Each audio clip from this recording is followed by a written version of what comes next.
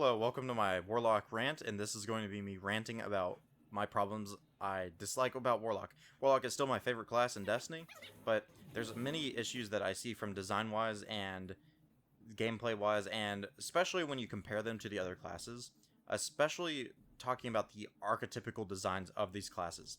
I'm heavily going to be referring to the archetypical designs in respect to many of the design choices specifically taken to Warlocks, Titans, and Hunters. First up, let me talk about what the archetypical designs are. Basically, Destiny 1 is the best example to look at this. Destiny 1 is sort of, if you look at it, it was probably pitched as the hybrid between FPSs and an MMO. And typically in an MMO, you have classes based on supporting, tanking, and damage dealing. Supports are typically those who like heal and buff their allies. Tanks are typically those that take the aggro and have the most health and buff their allies as well. Damage dealers are obviously just the people that deal as much damage as they possibly can, forgoing all those damage resist and stuff like that. So if you look at the Destiny 1 design, and Destiny 2 the same, it's just they're more obvious in Destiny 1 because supers were singular in nature, so it's more obvious in Destiny 1. If you look at the Hunter, it's like the Golden Gun is the perfect example of what the archetypical design of Hunters were. They're a gun shooting, they get an enhanced gold gun that shoots molten lava or whatever, like explosive light, I guess you could say. It does massive amounts of damage. That, all the perks are basically designed around that. If you look at Titans, the Void Titan is probably the best example. They put the big bubble around it, protects the team. People can get buffs from it. They can get Weapons of Light. They can get Blessing of Light, and they can get a massive damage resist while they're in the bubble. And then Warlocks. If you look at the Solar Warlock, this is the support, obviously, and the 3 design archetype. This is sort of the design of what Warlocks I feel like were envisioned as. The 3 options that you had in Destiny 1 as like your little super nodes, because in D1 you had like actual trees that you could pick passives on. One of them was you get an insanely massive damage reduction while you have the super active. The second one was your allies get insanely rapid cooldowns on their grenades and melees as like an aura around you. And then the third one was obviously the famous, or infamous I should say, being able to revive yourself beyond death. So now, fast forward to Destiny 2. A lot of these things have kind of went away. Titans got roaming versions of Void Super and Arc Super. Warlocks didn't get the Well of Radiance sort of passive until Forsaken came out. Actually, in Destiny 2, Warlocks were redesigned as purely damage from the get-go, except for one thing, the Rift. That was sort of like their underlying, like, yes, this is still a support class. Hunters, again, they now had Tether as their sort of support debuff thing. So, probably the biggest thing, going back again, was when the Taken King came out. Because this released the third element for all supers, for all those subclasses, or all the classes, sorry. So, Titans got the Solar Hammers, which was like a damage super. Kind of like a Shaman, is how I thought of it. Hunters got the Tether, which was their new supportive super. And Hunters got Electric Tickle Fingers. And if you look back at the original 3 supers, there were only 3 supers per class. You could clearly see that they were taking this approach of you have two damage supers and 1 support super. So Warlocks had their 1 support super with Solar and their 2 damage supers with Nova Bomb and their Arc. Titans, they had their like tank super, which was Bubble, then they had Striker and Hammers. And then Hunters had Tether as their support super, Blade Dancer as their damage, and Golden Gun as their damage. So you could clearly see like what they were kind of going with, like a sort of rock paper scissors of design of what you can play as that class. So they weren't straight up relegating like, oh, you play as a Hunter, you're always going to be damaged no matter what you can do. You play as a Titan, you're always a tank. So, and that's good in that respect because those things are mutually exclusive. So like that adds some variety to gameplay and like some options if you wanted to play a Titan but you want to play like a DPS Titan. Fast forward to Destiny 2 again, As I said, you know, this stuff has kind of gotten out of control. By the time Forsaken rolls around, we actually have like multiple supers per subclass, because the D2 vanilla supers, like nodes or whatever, were kind of the same. Like top tree Dawnblade and bottom tree Dawnblade, as an example, they're basically the same thing. They just have different passives, which is fine and all. But then you start looking at the exotics and the designs behind these things. So if you look at a Warlock, many of the Warlock neutral exotics, meaning they're not specific to one subclass of that class, focus on their class ability. Now, this is true for Titans and Hunters, but the reason I want to bring it up for Warlock specifically is they have the longest class ability cooldown, which means these exotics are going to have the lowest uptime effect on this class. And that's a problem, in my opinion. Like, if you look at Wormhusk on a Hunter, this basically removes the need for the recovery stat, because you can have a faster cooldown than you can have your recovery start healing you. And this is the perfect example to lean into the fact where they remove class identity across classes in an unequal manner. So Alpha Lupi is a great example of this, where they take a healing effect, which is predominantly only on Warlock, and they move it to an exotic onto Titan. But not only onto Titan, but onto their ability that also gives them a barricade that people can not shoot through and can pass through for damage taken. Where's the Rift exotic for Warlock that, you know, I don't know, turns people invisible if they're going to like do this sort of cross-class like unique effects? There isn't one. Where's the Warlock exotic that creates a barrier that people can't shoot through? There isn't one. But Hunters and Titans surely get exotics that, and class abilities that heal them and give them damage buffs. You know? Warlocks don't have any debuff ability against enemies. They had it in D1 on the Solar subclass. Okay, that's fair. Titans and Hunters both have one there.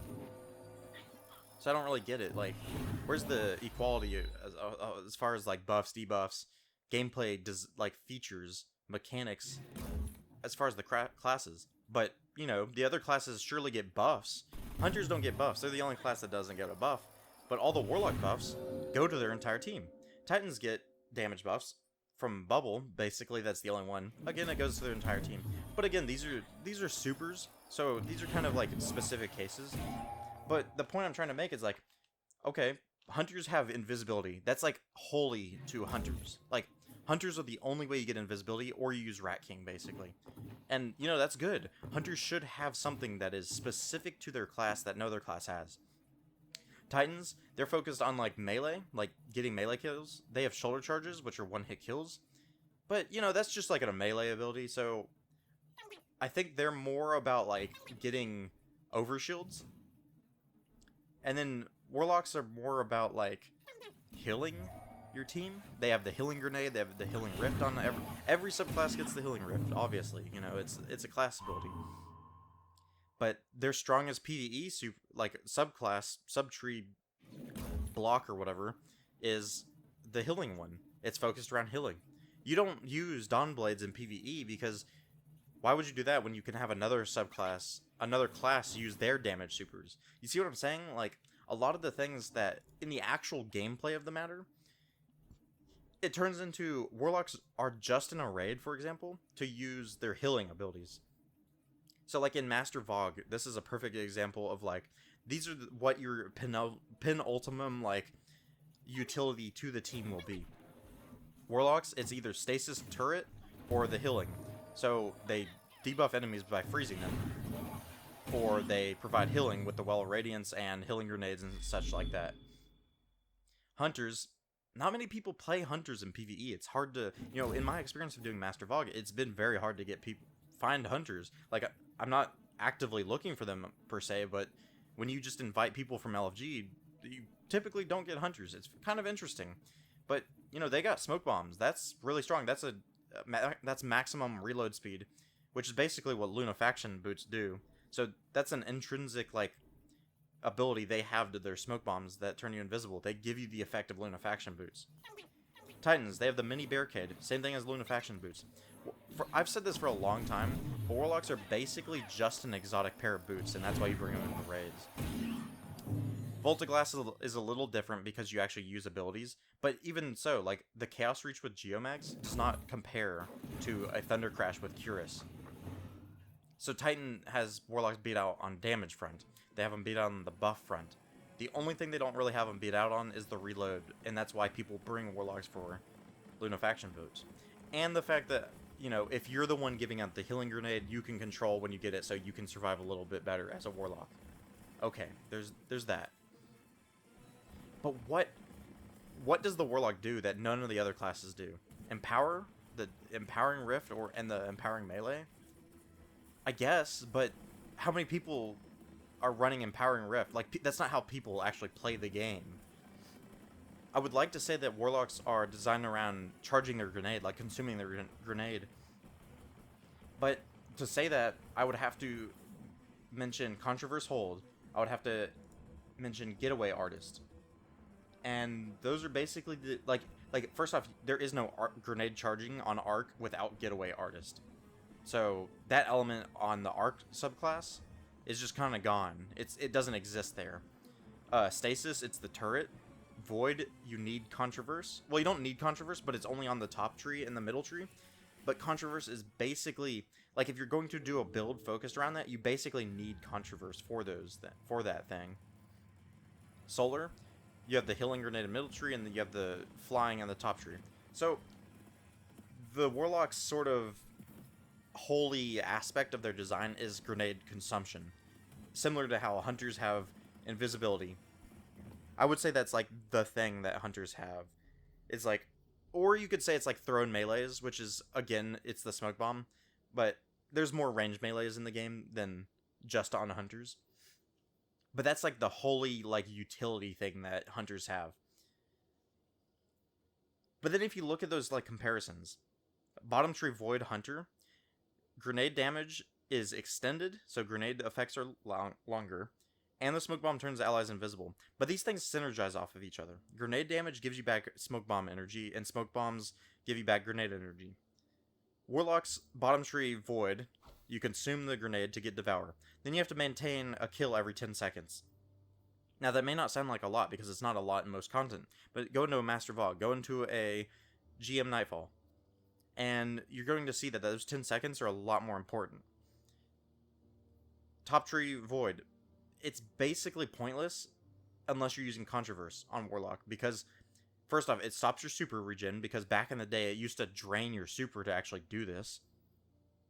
So I guess they never eliminated that aspect of the code. But then once you throw it, you're done. You're done for, like, whatever your discipline stat says you're done for, unless you have Controverse, which if you hit enough enemies over time, you can get it back. But then look at Controverse. It's only a random amount. It's not like a set amount per tick of damage. And it only works on Void. And Controverse is being the best way to regain your grenades as a Warlock. Now compare Controverse to a Titan exotic called Insurmountable Skullfort. So the Titans are basically based around their, like, melee. Like, that's one of the clear designs of Titans. What this exotic does is called Transfusion Matrix. Kills with arc melee abilities trigger health regen and restore melee energy. So there's the health regen. There's one of the elements that the Warlock is, like, known for, the healing aspect. So that exotic gives them that and breaks that, like, oh, you need a Warlock for healing element. And then also, it gives them back their entire melee energy. Like, that's really interesting. Like, compare Controverse to that. Controverse is, I use up my grenade to throw it. Okay. Each tick gives me a random amount of energy back. Whether I get a kill or not. You know, it's based on damage. You'll probably not get it back unless you have maximum discipline also. Titan gets a melee kill, get it back instantly. Heal and kill. You know, heal and melee energy back instantly. So it's like, it's little things like this that you can see speckled around the design of, like, the other classes, where there's nothing really like that with Warlock. I have another world. It's just a passive, like, cooldown on your stuff. Like, compare that to Foe Tracer, which is a similar exotic, or One-Eyed Mask. These are all sort of the, like, tracking exotics, because I have another world marks high priority targets, so low health enemies and in Crucible players with supers are highlighted yellow. Foe tracers. When you look at people, it literally puts a little X on them. You can see through walls and stuff. And you deal more damage to low health enemies. I have another world. Someone shoots you, you get wall hacks, and then you kill them and you heal. Like, compare those 3 exotics. Because they're all functionally in a similar vein of, like, tracking the target. Foe tracer, you get more damage. I have another world. You get cooldowns that are inversely related to what your stats are. So, meaning, if you have a high discipline stat, the amount of cooldown that your I have another world is giving you is lower than if you had a low discipline stat, for example. And then One-Eyed Mask, you get wall hacks, increased damage, and you heal. So again, it gives that healing effect that the Warlock is known for. So, Wormhusk, another exotic, provides about a 12-second cooldown if you have maximum mobility on a hunter, of a bump in health and healing regen. So these are great examples of where you take something that the one class is designed around, and you give it to the other classes, thus making that original class feel less impactful in their designs. This wouldn't be a big problem if the Warlock was also designed as like a really good powerhouse of damage. Now, we've yet to get any sort of exotic like Curus or Celestial Nighthawk for a Warlock. I don't know if we'll ever get one. People want Lance for Nova Bomb. I think that would be a cool exotic to do that, but the fact is it's not in the game. And we have exotics that are like Apotheosis Veil. I'm not trying to disregard that other classes don't have like useless exotics, but I mean, listen to this exotic. Insatiable. Immediately regenerate health, melee, grenade, and rift energy upon activating your super. Nearby allies recharge class abilities faster. So not only is half of the exotic a support exotic, so allies get their class ability faster, so hunters can get their Wormhusk up more frequently, that makes sense, like, give them more cooldown. I mean, it's good on a team, but how do I play this selfishly? I get my grenade, melee, and rift energy when I pop my super, so what, every 6 minutes, every 4 minutes or whatever, I can get my grenade back? Holy moly, that's so strong. Like, why does this even exist in the game? I get it's a relic from year 1 of D2. Whatever. Astrocyte Verse. So, here's another thing. We have Blink as Warlocks. It's wholly to Warlocks in D2, except for Bacchus on Hunters. However, in D2, I guess from D1, people were like, oh, Blinking Warlocks, they're too strong. So, Bungie goes and nerfs your handling, nerfs the way Blink works, and then removes your radar for like 3 seconds after you blink. Oh, but what do they add? They add an Astrocyte Verse. Move to survive. Blink further and more frequently. Weapon readies quickly out of blink and radar remains up. So basically this exotic makes it to where blink does not nerf you as much. Oh, but don't worry about that. It still nerfs you. Like, an intrinsic nerf to blink, not nerf, but just thing that is there with blink, is you have a cooldown for when you can blink. You can only blink twice within so often. After that, there's an unshown blink cooldown that you can't, there's no like counter for it, and that's a big problem with blink. But there's an example of like a holy aspect of what a Warlock has compared to other classes, and it's just not worth using because it's just not good. It's not designed well. This next part is going to be more focused on PvP with Warlocks compared to the other classes. Basically, all the same can be said for this section about like how Warlocks are basically designed to be support classes, but the support powers that they have can also be found on the other classes quite frequently. And the major problem with playing a Warlock in PvP is that you have the least mobility of all 3 classes.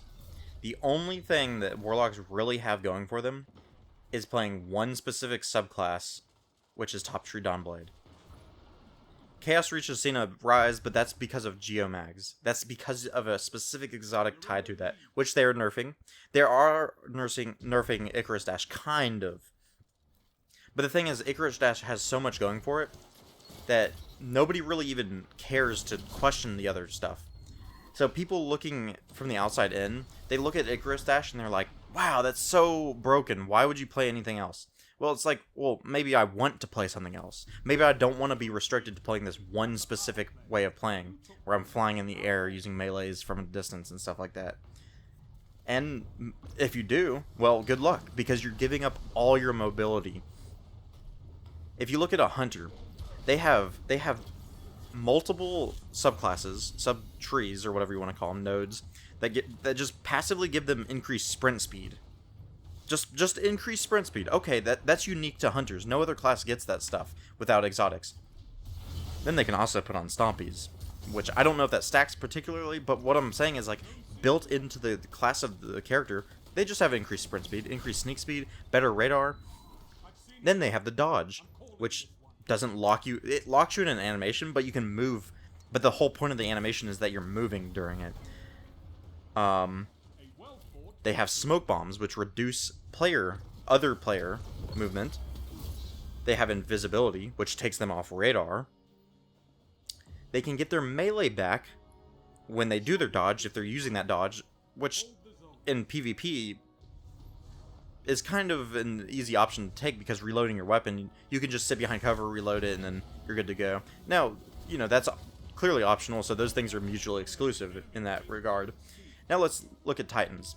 They have, every subclass they have, except for Stasis, has a shoulder charge-esque melee, which means after a short duration of sprinting, they can press the melee button. If they don't hit something, it's not used up. That's the point. So that's a mobility option available in every element that they want to play, that they can play. Then they have the barricade, which not prevents, but it basically denies an area for enemy players to move through or to shoot through. Now, other players can destroy these, obviously, but it takes time to destroy them, and ammo, obviously. So it serves as a functional distraction if people are going to shoot it, or it also shuts down an entire, like, lane if people are going to try to move through it without destroying it. Then we can move to the Warlock. Okay, you have Icarus Dash, you have Heat Rises. That's on the same node. But if you want to play another subclass, what do you have? There's no increased sprint speed. There's no blocking of enemy. There's no slowing down enemies. There's Stasis, which every class has. So that's kind of mute by every class having it, and like Stasis working effectively on all classes the same way. You have, and then, so you basically have nothing in your actual trees. Now, to be fair, Bungie's changing bottom tree arc to give you an increased sprint speed when you're near allies. So it is good. Bungie is giving Warlocks that sort of aspect in PvP, and hopefully that'll see a rise in that in PvP. Like, hopefully it's a good amount of sprint speed increase. But again, it's tied to being around your allies. It's not something that is just base sprint speed. I get the idea of the hunters, like you're this lone ranger type person, but it's like, from a gameplay design, why can that character not have to be near their teammates to get the buff? Why do I have to sit by my teammates to get a buff? Why do I have to move with my teammates to get a buff? Why can't it just be a flat increase to sprint speed? I guess they're trying to think, oh, it's more interesting if you're near your teammates. It forces you near your teammates to move. I disagree. Like, yeah, it's technically more interesting, but it's just worse design. It's like, okay, so now I can't benefit from that unless I play in this hyper-specific way. And then you got the Rift. So, no mobility options outside of Icarus Dash and Heat Rises, which is in the same, like, node. Okay, sorry, you have the bottom tree ADAWNBLADE that lets you go down to the ground, but you don't use that because of the other passives. But it is there, so I'll be fair. So there's the two options for movement. Yeah.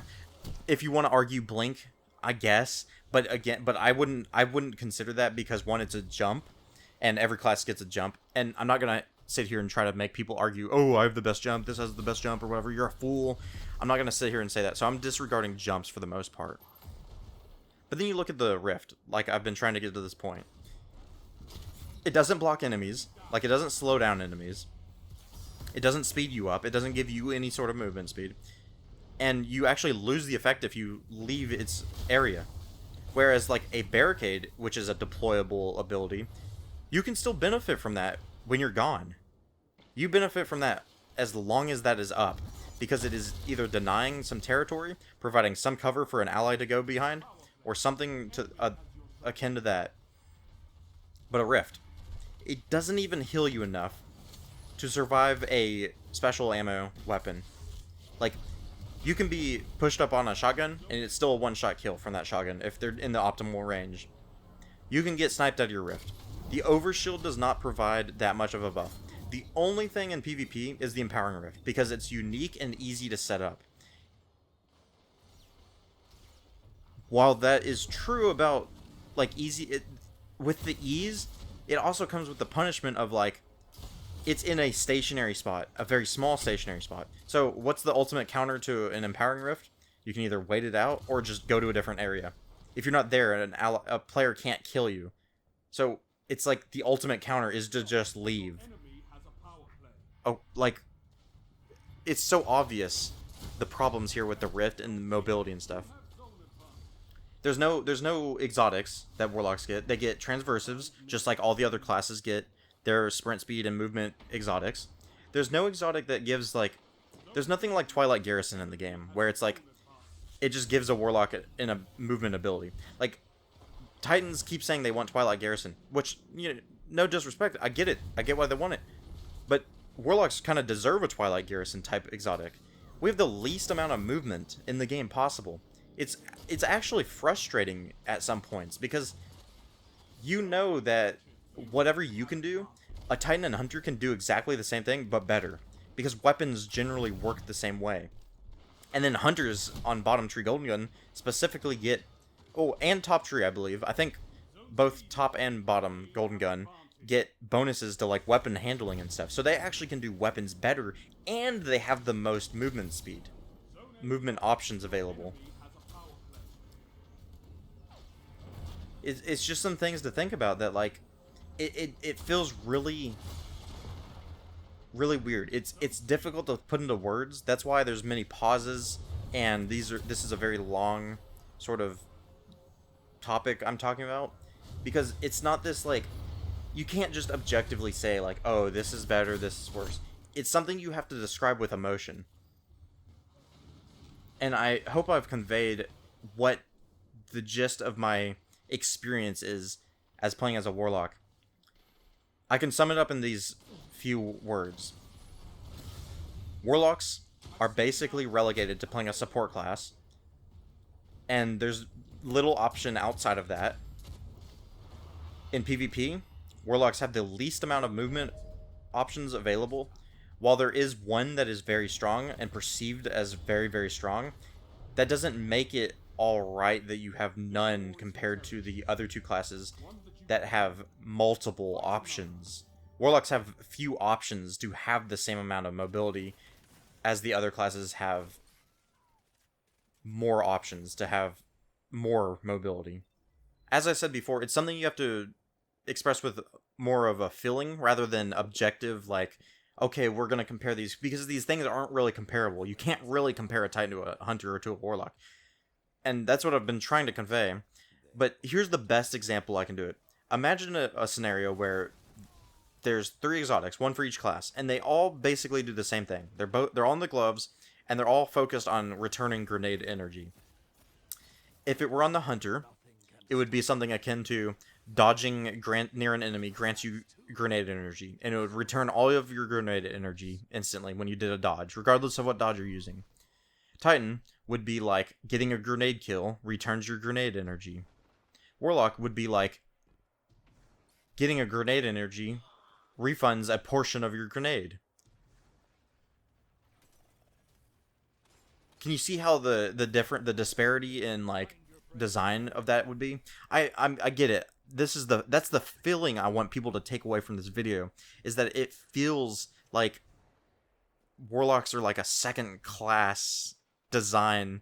It's as if the people at Bungie are disproportionately in favor of Hunter, Titan, Warlock. Like that's the, like, ratings that they enjoy playing. So what I'm leaning at saying is that the people that are designing the game have maybe they're unaware of this bias, but it feels as if there's a bias against warlocks.